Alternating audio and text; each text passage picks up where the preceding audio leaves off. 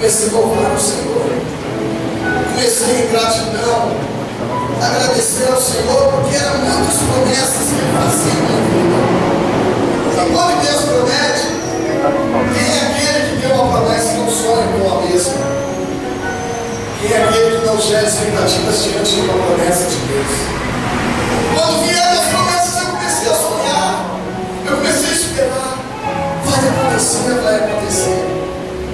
Eu vim de uma família bastante turbada, complicada. Meu pai, morador de rua, dependente químico, morador da Cracolândia. Minha mãe de santo, e por 50 anos, infiltrada no candomblé, 25 dos 50, mãe de santo, não queria saber de Jesus, odiava crentes.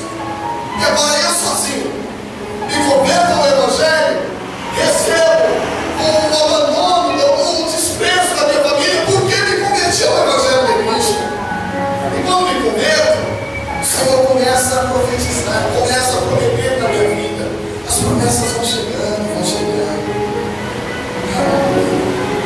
Lembro que as primeiras promessas que o Senhor me fez, eu disse para mim que por internet da minha vida, Ele salvaria a minha família. Quando eu sonhei com esse dia? Quando eu sonhei?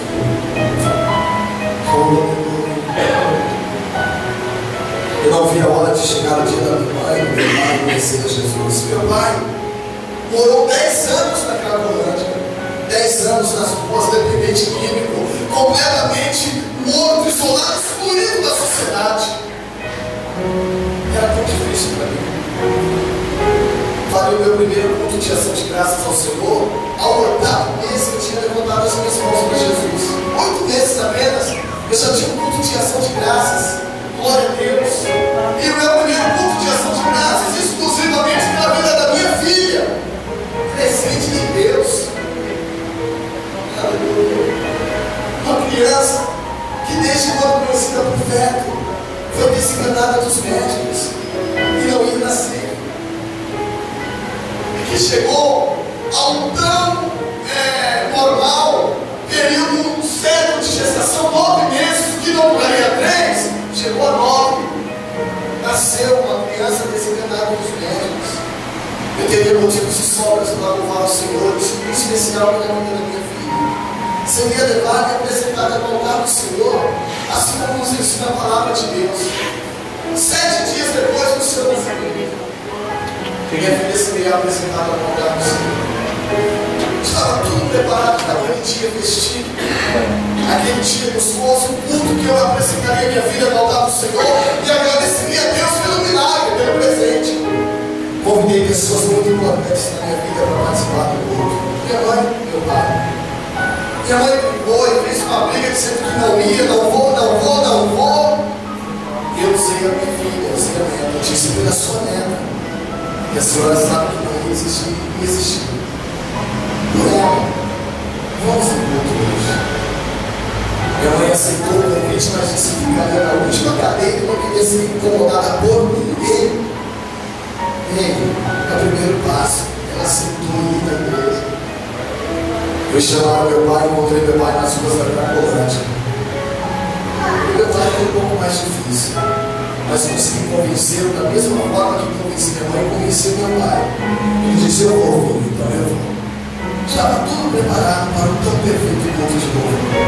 Saí da minha casa, feliz, com a minha esposa e minha filha nos braços. Para juntos cultuarmos ao Senhor e me encontrar com a minha mãe, depois ia brigar meu pai, juntos irmos à igreja. Andei da minha casa apenas 200 metros à frente. E eu não apenas 200 metros. Percebi que 2 sujeitos caminhavam na minha direção. 2 sujeitos que eu nunca tinha visto. Desconhecidos por mim, pela minha família. Continuei caminhando, olhando que eles me olhavam tanto. Eu cheguei a pensar comigo: vou me perguntar por alguém, vou me fazer pergunta de interesse, coisa desse tipo. Continuei caminhando. Parei numa distância que media aproximadamente 1,5 metros daqueles sujeitos que bloquearam a minha passagem. Escrevi uma palavra, escrevi uma pergunta. Confesso aos irmãos, não existiram palavras, não houveram perguntas. Foi tempo de correr, sem tempo de gritar socorro. sem tempo de imaginar que haveria um atentado armado contra a minha vida. Continuei caminhando e parei na frente deles. Parado na frente deles, no momento em que um deles levou a mão para a cintura, estava mexendo-se que tinham aproximadamente entre 14 e 16 polegadas. Quando eu vi o reflexo daquela lâmina vindo da minha direção, sem palavra alguma, eu vi apunhalado, sem palavras e sem tempo de defesa, o primeiro golpe de faca na altura do tórax, passando à esquerda do coração. Transmissão de um lado para o outro, do primeiro golpe, eu cheguei a sofrer lesão na principal artéria que comanda toda a corrente sanguínea do corpo. Com o mesmo golpe, lesão pulmonar.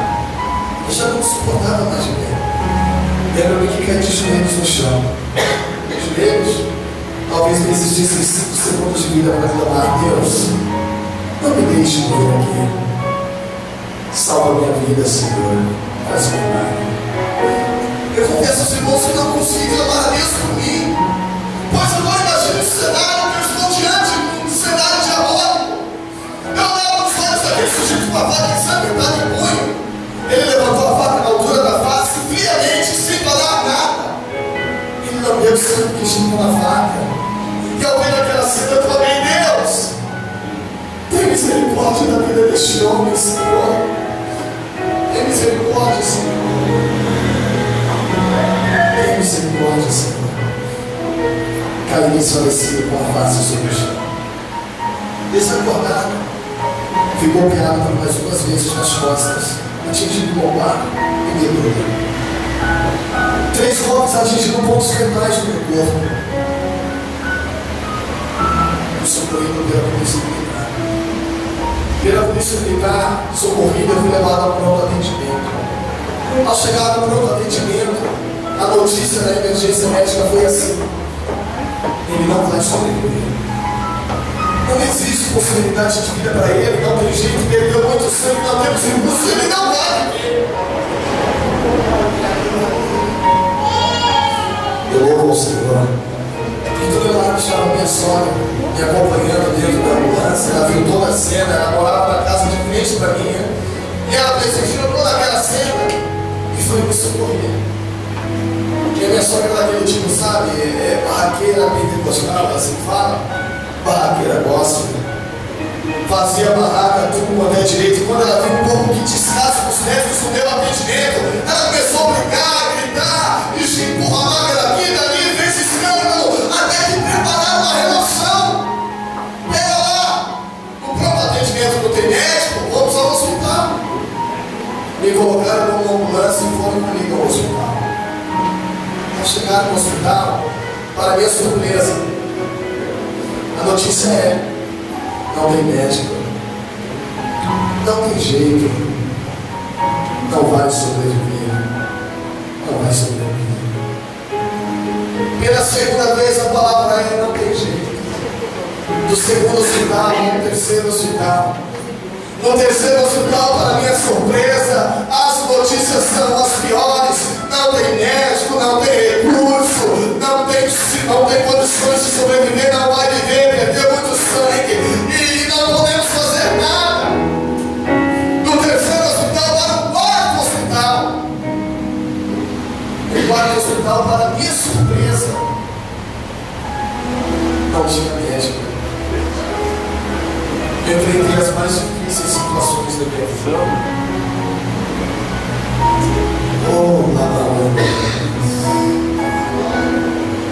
Disse o médico: não tem jeito. Não tem jeito. Eu não sei por quantas vezes olharam para você e disseram assim: não tem jeito. Não sei.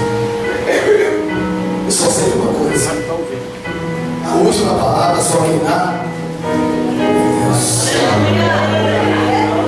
Eu não sei quantas vezes olharam para você e disseram para você: desista, não tem mais jeito para você. Reforço para você dizendo: a última palavra quem dá é Deus. E a última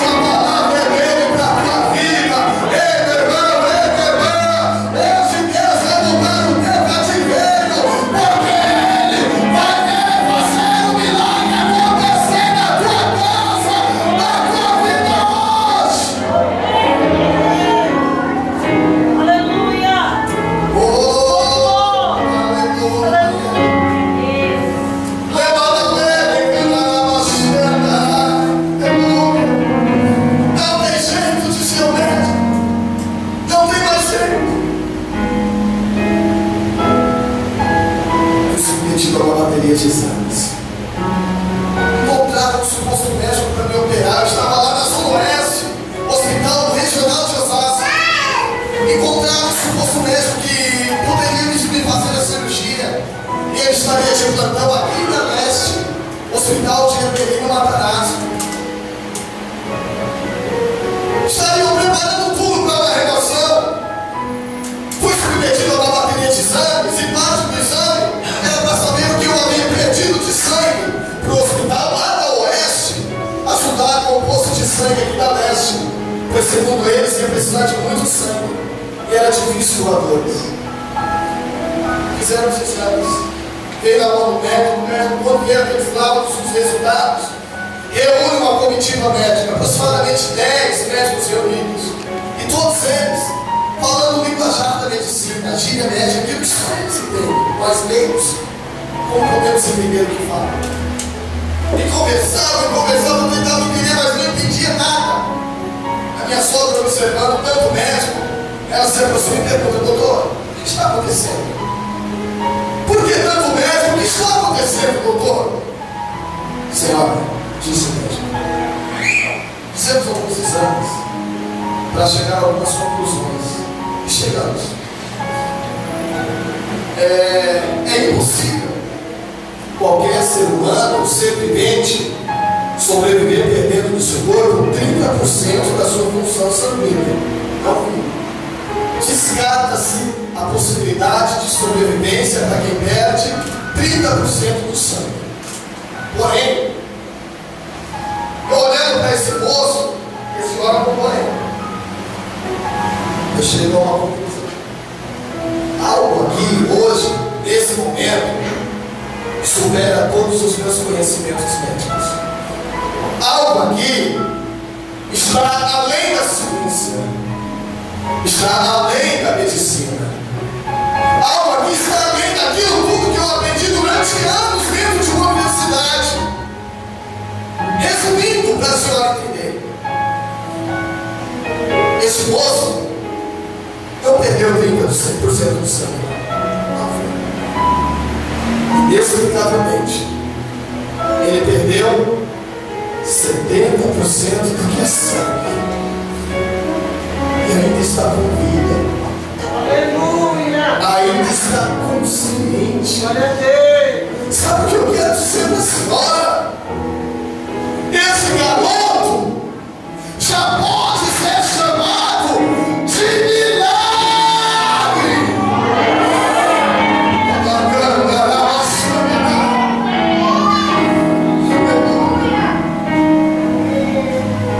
Nós conseguimos uma remoção para ele, ele vai ser operado ainda hoje.